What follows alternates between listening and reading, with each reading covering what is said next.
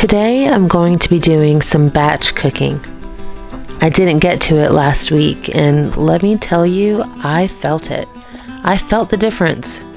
So spend some time with me as I do a little meal prep for my large family. So first, I thought it would be fun to do a little grocery haul. I got these groceries from Aldi. That's my favorite store. And I just got some apples and those oranges as snacks for my kids. Some potatoes, which are so versatile because they can work for breakfast, lunch, or dinner. Mashed, roasted as a hash, they're so filling. Gotta have onions. I use these in just about every meal. Got some steak sauce, avocado oil. I usually get steak sauce or Worcestershire sauce to use for my meatloaf glaze, or to add to shepherd's pie, or even as a dipping sauce for roast beef. We love this organic apple juice for dinner. The rest of the day we drink water or milk. So I got some linguine, some pasta sauce, lasagna noodles, mayonnaise, chocolate hazelnut spread. This is really good with freshly baked sourdough bread. Some brown and jasmine rice. We normally do brown rice or quinoa and typically keep our noodles whole grain as well, but sometimes we will get white jasmine rice and regular white noodles. Also, Aldi doesn't always have whole wheat or whole grain noodles. Got some beans back there, some dry beans, which I like to get because not only is your dollar stretched, but the beans just taste better when you soak them. They also seem to be easier to digest. Also, some brown sugar and chocolate chips. We always like to keep the ingredients for chocolate chip cookies stocked in our pantry. Some beef stock, which is good for chili or roast beef. And then I just got some things to make granola. Some raisins, nut mixture, some pecans, coconut flakes, and then we have some dried cranberries and dried apricots and dried berry mixture. Now this is some raw organic honey that I bought in bulk from Amazon. With all the granola that I've been making lately and plan to continue making, I felt it was just smart to get a bigger container of honey. I also usually get these large jugs of coconut oil from Amazon as well. And now we have the meats. Got some chuck roast to cook in my Dutch oven, which I'm actually going to show you today. I got some ground beef, and I love this organic ground beef from Aldi. It's pretty reasonably priced in my opinion, and I think this one is the 85.15. Then got some bacon. I use that to go in a breakfast casserole that I didn't show in this video. And then we got some chicken breast tenderloins. Those sausage links were also meant for a breakfast casserole, but they got eaten up as a snack. The chicken I used for chicken Alfredo with the linguine. My sister-in-law came over and we had that for dinner.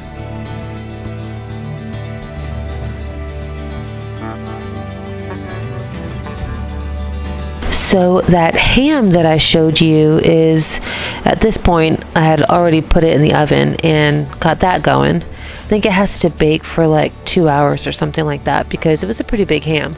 So while that's going, I got this chuck roast, this beautiful chuck roast, and I'm using this farm dust seasoning.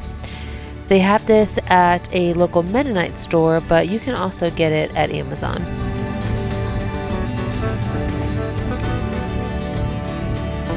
This is a seasoning that I use every time I make a roast, and it is so delicious. It also works really well on baked chicken and roasted vegetables. I mean, you can throw this farm dust seasoning on anything.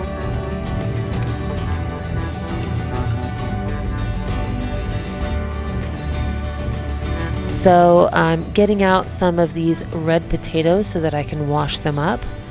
Not really wash them, but rinse them off.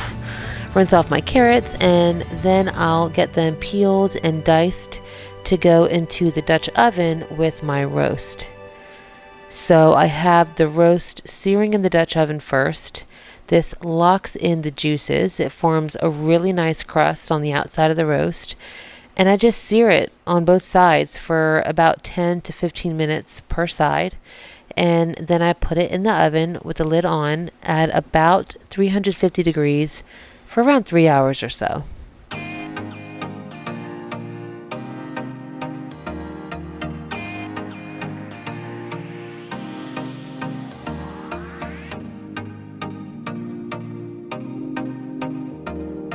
I had my oldest daughter Bella helping me peel these carrots and potatoes.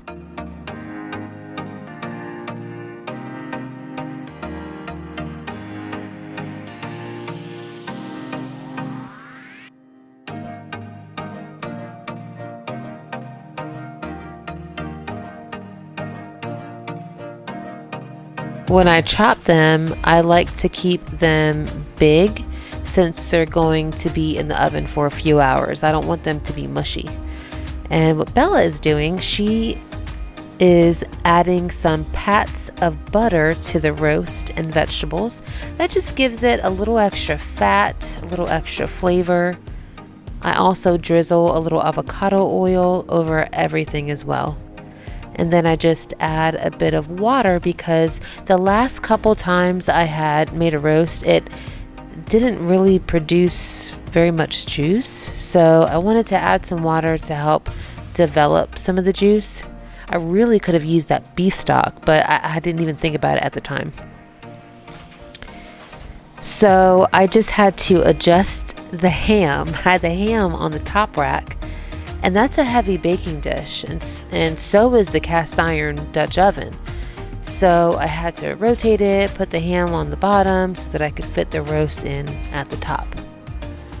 I saved the onion scraps from the onion I cut up for the roast in a bag and put them in my freezer so that I can attempt to make a vegetable broth at some point.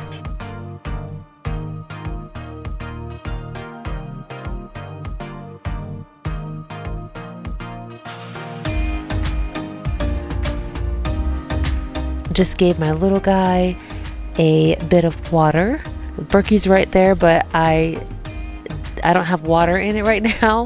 I have a sink full of dishes, and what I need to do is take my friend's advice and get a pitcher specifically for pouring water into this Berkey. Normally I just put it in the sink and then just use the faucet, but it's filled with dishes and I can't do that. So this broccoli was not in my grocery haul this time. It was in my fridge. I did not want it to go bad. We hadn't used it up yet, so I thought this would be a great side to have with the roast. Sometimes I get broccoli fresh and sometimes I get it frozen, but when I get it fresh, I love to roast it on a pan with salt, pepper, and avocado oil, and that roasted flavor is just so delicious.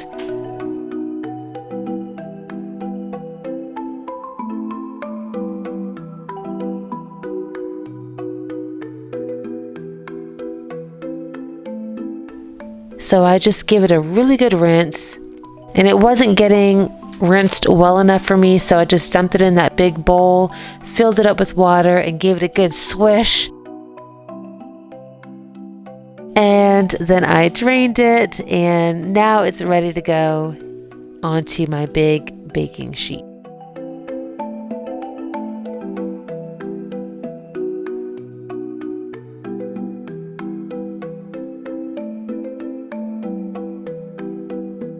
I actually ended up serving this broccoli cold, and it was really good. We just had it with some ranch dressing, and we enjoyed it that way.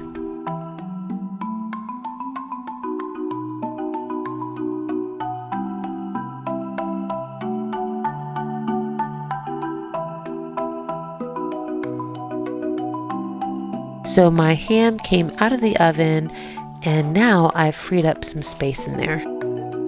And now I'm on to making some meatballs, and I just seasoned it very simply with some salt, Italian seasoning, and some steak seasoning that I had.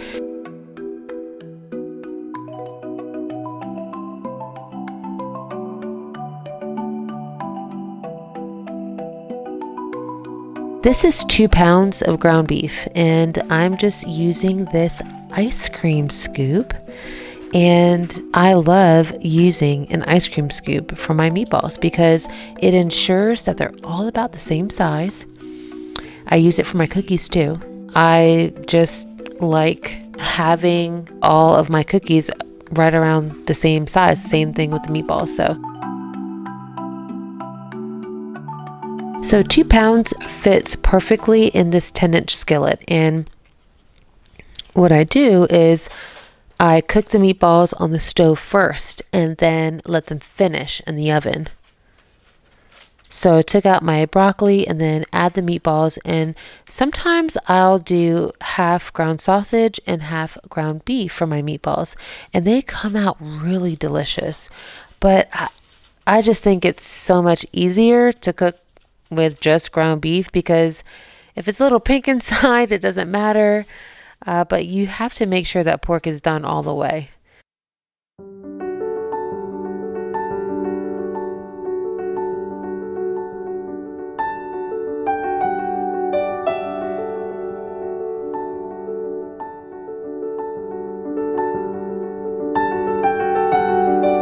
Here are the meatballs that were done.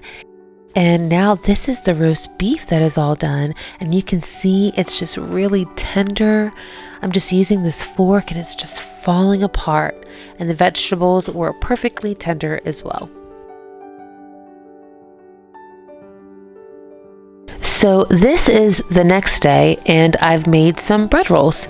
Bread rolls are a really simple, easy, filling snack, and they're quite nutritious as well because those bread rolls, they were not sourdough, they were just regular yeast bread.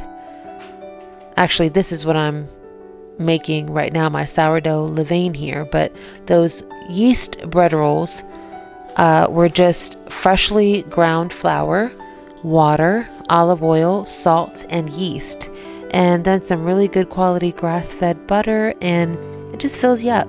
It's good for you and just simple.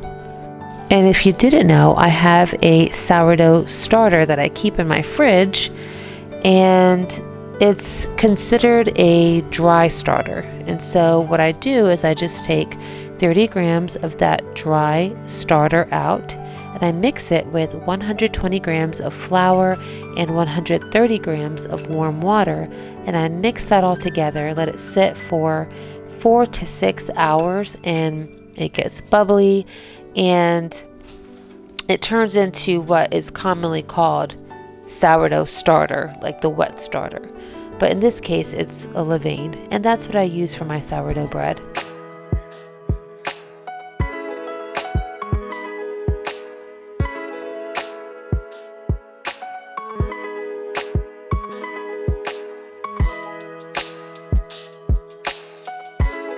Now that my levain is fermenting on the counter, I am getting my Sunday breakfast prepared.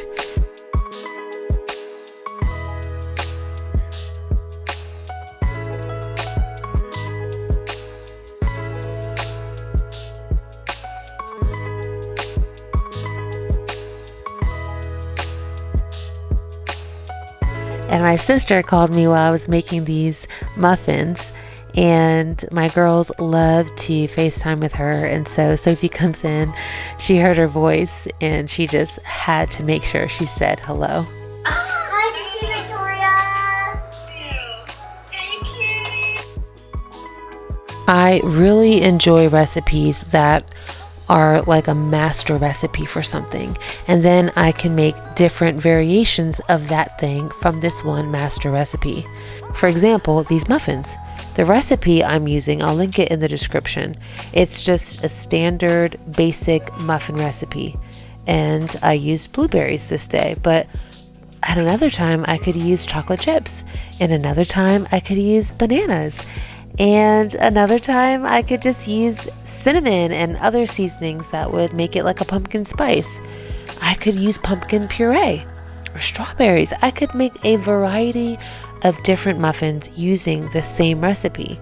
It's the same thing with my granola recipe. It's a standard oats, honey, oil, and salt, and then you can add anything else that you want to it.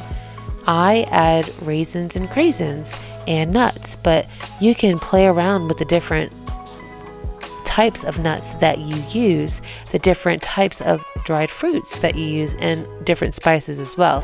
And it can be different every time. And so I enjoy recipes like that.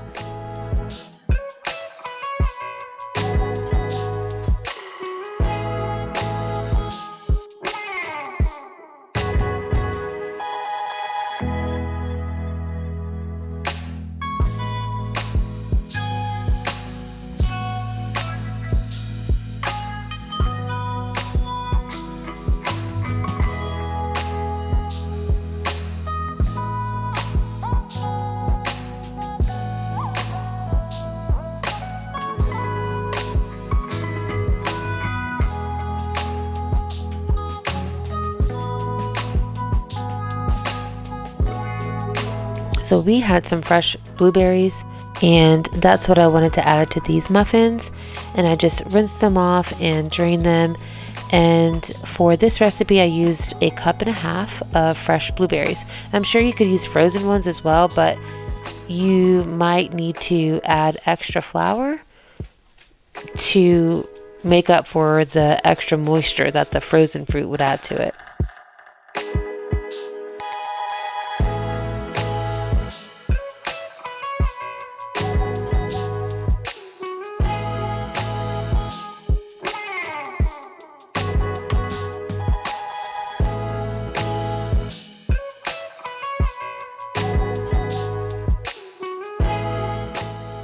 So now that I have my batter all mixed together and I add the blueberries in at the end, I'm gently folding them in because I don't want them to burst. I want them to be whole. So I gently fold those in, and I didn't have any muffin liners. So I just used an old trick that I use whenever I'm making a cake, or even sometimes if I don't have parchment paper, I'll use this trick for when I'm baking bread. You just grease the muffin tins and add a little bit of flour, and you get it all evenly distributed, and it makes it truly nonstick. You'll see at the end how they just pop out.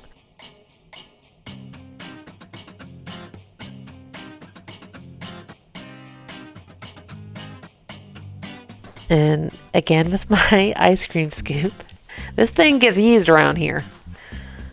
It's really good with helping you have less of a mess. And again, each little muffin tin has about the same amount of batter.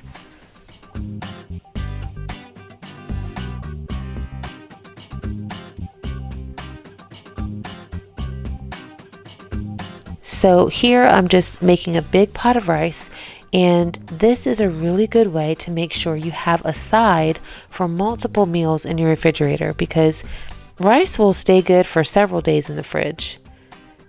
All you have to do is either pop it in the microwave or throw it in a pot with a little butter or a little bit of water, and it'll get it softened again.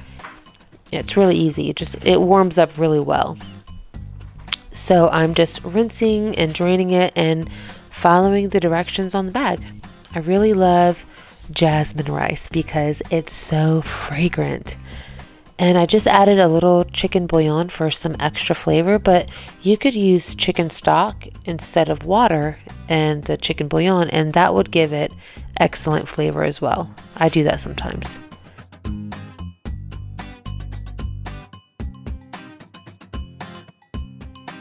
So my muffins are out of the oven, and they turned out so beautiful. I really wanted to take one and eat it right then, but they're for Sunday. They're for Sunday breakfast. I wanted to have it ready, so I didn't want to go and sabotage myself. But you see, they come out so clean and easy. These were really, really delicious. Well, I hope that you enjoyed this video. Thank you so much for watching. And if you enjoy videos like this, be sure to hit the subscribe button and the notification bell so that you don't miss any. Next week, I will be batch cooking or bulk preparing some snacks for my family. Until next time, take care.